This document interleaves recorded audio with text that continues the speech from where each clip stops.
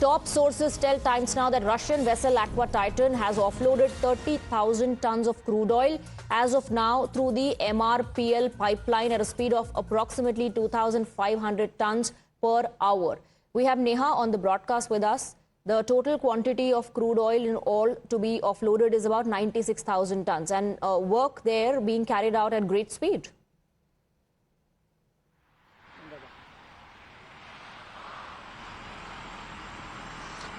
Well, that's right. Of course, we're picking up that the Russian vessel Aqua Titan that arrived, in, of course, mid-sea of Mangalore, just about 18 nautical miles off the coast. Started, in fact, the offloading earlier this morning. We saw the entire operation, of course, happening. We were there on ground.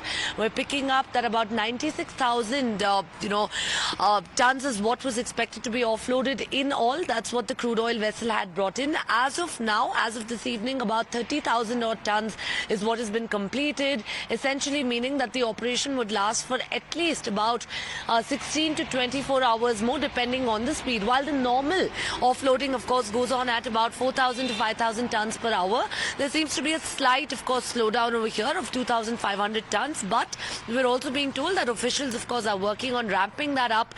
And once the entire operation is complete, about 196,000 tons, in fact, roughly, of course, that would be offloaded.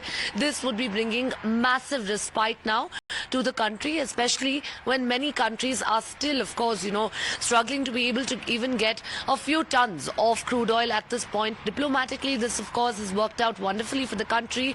But on ground, of course, how long is this crude oil going to last for? How much, of course, impact is it going to really have on the common man in terms of easing their burden and their pocket?